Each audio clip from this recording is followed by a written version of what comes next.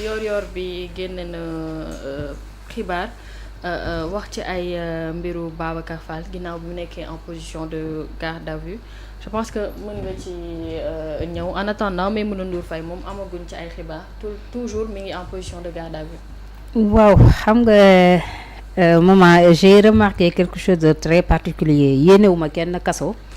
mais je me dis que ni chaque faute commise dafa war am sanction bu tolloog noonu. mais seulement que Sénégal rek laa gis dëkk boo xamante ni seuls les riches leur état de santé n'est pas compatible avec le milieu carcéral mais les pauvres moom ñii ñu ngi nekk ci dambaloo yi ñii ñu ngi nekk paquetage ñii ñu ngi nekk taxaw pour mën a pour mën a sax nelaw riche ñi yàlla may tur wala mu may leen daraja Sénégal ñooñu rek la seen milieu de santé ñàkk compatible avec le milieu carcéral.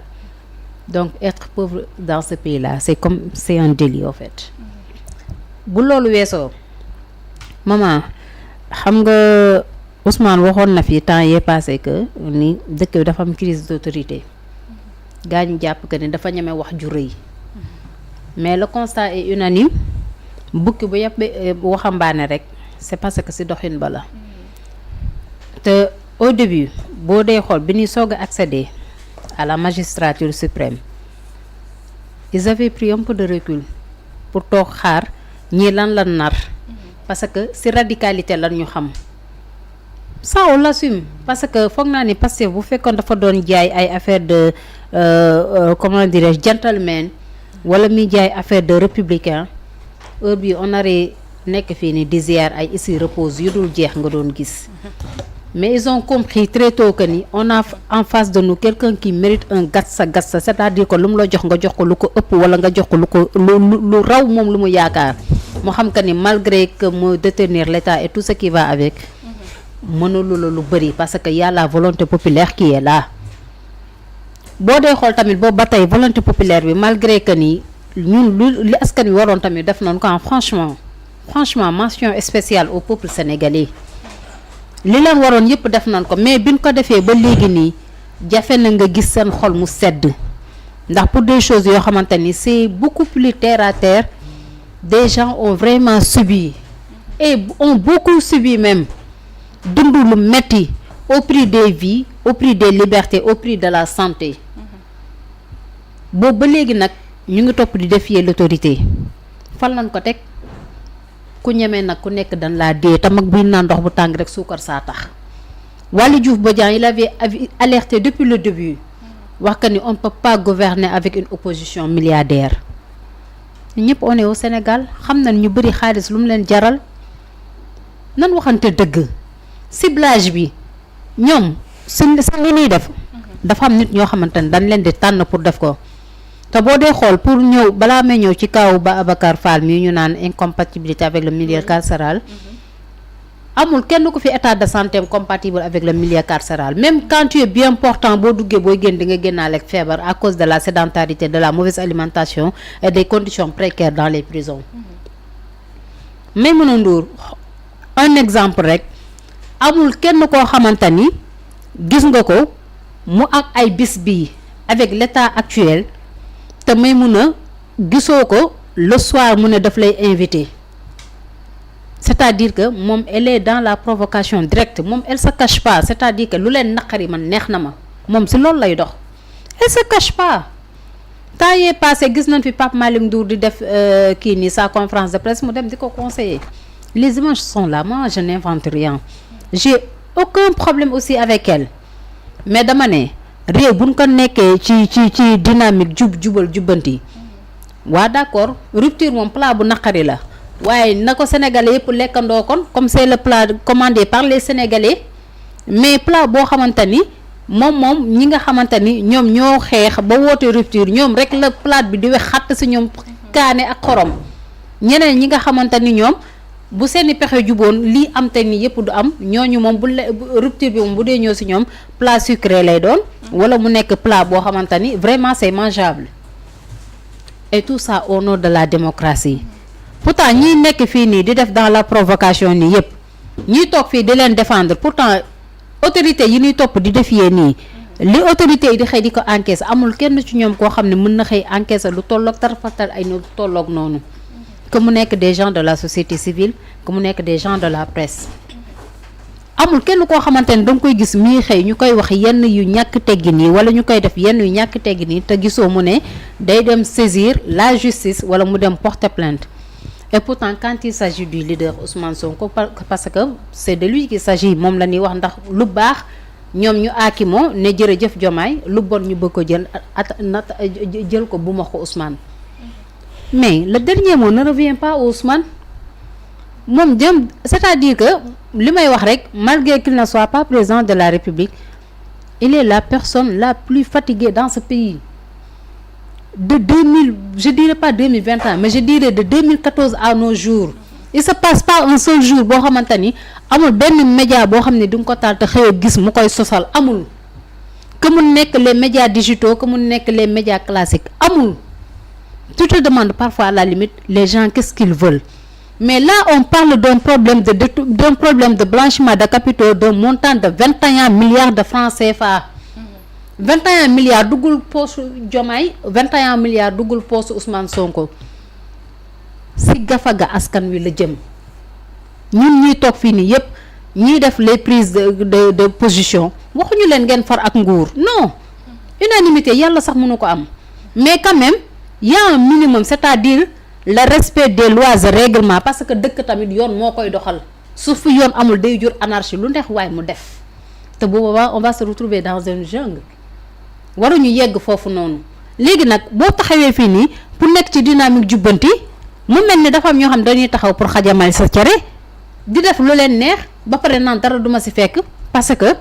même ñoom bu ñu gagné ñun ñooy gouverner. J'ai vu tantôt des gens prendre position disant qu'ils vont défendre la femme parce que démb elle a été brutalisée par les gendarmes. Oui, les forces de l'ordre. Ah, Sénégal moo nekk dëkk boo xamante ni les gens oublient vite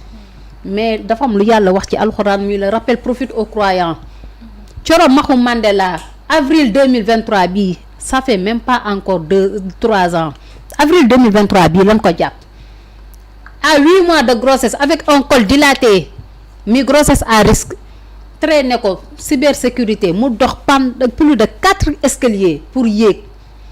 sans pitié ni pardon elle a été mise en prison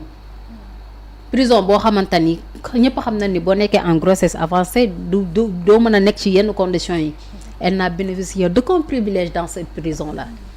tey ñoom ñooy taxaw fi di défendre la cause féminine naan ay jigéen la pour jéem a toucher notre sensibilité loolu dawul sunu yaram parce qu'on a subi ñoom ñiy toog fii ñiy topp naan dañu défendre la cause féminine may mënoo lu muy def man mii en personne j'ai pas fait la moitié c'est-à-dire que nekk ma fi di def dans la provocation te man mii j'ai subi pire léegi nag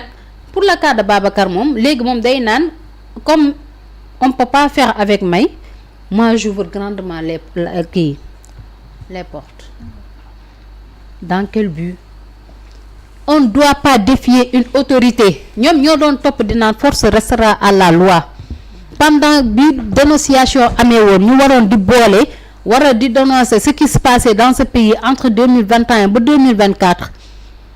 ñu bëri ci ñoom fa ñuy liggéey danoo préféré woon di mettre des dessins animés ou bien di mettre de la musique pour divertir le peuple sénégalais pour wan leen que ni ce que les gens disent dans les réseaux sociaux et la réalité du terrain ça fait deux. C'était archi faux et pourtant loolu noonu moo jaroon dénoncer parce que pendant cette période on était en train de tuer des gens inoffensifs sans défense ñu ne tekk tekkaaral ak moom une démocratie bafouée, une république à terre, une constitution violée à longueur de journée et tout le monde se taisait parce que ku nekk yaa ngi doon jéem a xool sa intérêt crypto personnel booy sàmm mais là on parle de l'intérêt général. Vous pouvez ne pas être avec l'État, ça c'est votre droit le plus absolu, mais quand même dafa am loo xamante ne dëkk dafa ko régir ay textes ñoom ñëpp fii ñoom ñiy jaay les intellectuels qui ont fait les bac plus 10 qui ont fait les grandes écoles xam nañ ni carrément que ni le secret de l'enquête surtout un dossier en instruction kenn du ko violer ñoom ñoo la ko gën a xam. Oui, mais ces chances-là lan la ñuy chercher. C'est de la provocation, c'est-à-dire que nous savons tous que ça c'est interdit par la loi mais seen loolu ngeen teg foofu noonu nous ça ne nous ébranle pas malgré que xam na ni suñ ko defee sanctions yi moo na siy fekk parce qu'on a en face de nous aussi un pays où la majeure partie dafa bëri ay hypocrite maanaam ñoo xamante ni duñu xool dëgg xooluñu dara seen diggante ak yàlla suñu borom boo jógee ñu ne ay dañuy jël liberté de la presse di ko bafouer boobu ba tey maa ngi gis des conteneurs de communiqué di circuler dans les panels mais pourtant seen organe de régulation yooyu noonu mais ñoom seen jëm bopp am nañ code de la presse boo xamante ni dañ koo régir en bon et due forme ñoom seen jëm bopp ils savent nettement que ni lii ku ko def sanction bi moo la ciy fekk mais pourquoi ñoom duñu alerter jéem a rappeler à l'ordre seen demande seen kii nii ces gens de la presse duñ ko def léegi nag dañuy xaar ba mu def loo xamante ne waru koo def su yoon dalee ci kawam ngeen bëgg leen jàppee comme des demi-dieux des intouchables dama ne on a appris à l'école que nul n'est au-dessus de la loi et aussi nul n'est censé ignorer la loi maanaam fii nii amul kenn koo xamante ne war nga ñàkk a xam lu yoon di wax amul kenn koo xamante ni tamit da nga war a féete yoon kaw kon nag mënoo nekk avant tout un citoyen sénégalais te chaque fois buñ la yoon waree woo ñu mel ni comme c'est un tremblement de terre wala àdduna dafa war a tukki ci loo xamante ni yoo xam nga ni du dëgg du yoon gis nga xam nga réew la moo koy doxal un état fort un état qui assume unanimité abadan daayi man ñi fi toog ak ñeneen ñi fi ñëw toog ak ñeneen ak ñeneen kenn du ko am ci àdduna parce que yàlla sunu borom amu ko il faut tenir en compte nag les gens qui ont voté pour un changement et qui sont prêts à assumer ce changement te duñ la jël nag nga ne da nga soxla woon oto ñu jox la oto mi def le président de la République nga ne tu as besoin des clés de véhicule pour conduire ce pays à bon port ñu jël une majorité vraiment kii nii une majorité jël benn majorité bu considérable jël ko jox la ko nga war a doxal lu ci topp ñi nekk fii nii di jaay le politiquement correct lu waaye jàppoon ba mel nii soo ko bàyyee da lay jigadi te ku nekk la fal nag ci loolu nga war topp di doxal te boo dee gis les arrestations jàpp tey pour un délit vraiment grave suba nga jël nga bàyyi ko mais bu yàggee sax yow sa jëm sénégalais yi dañ leen di soo fait parce que dañu naan à la limite xamoo loo bëgg te boo dee xool loolu mooy topp di animer les gens on doit dépasser ce stade là état day toll foo xamante ni day assumer entièrement ses responsabilités quiconque taxaw pour défier état war a déstabiliser ce pays au nom des intérêts crypto personnels nga mettre ko sur les rails quitte à payer le prix même. Très bien Cheikh Oumar dab nga ñu ci jotaay bi ma nuyu la bàyyi la nga nuyoog internet yi. nuyu naa ñëpp ñëw fekkee waxtaan bi.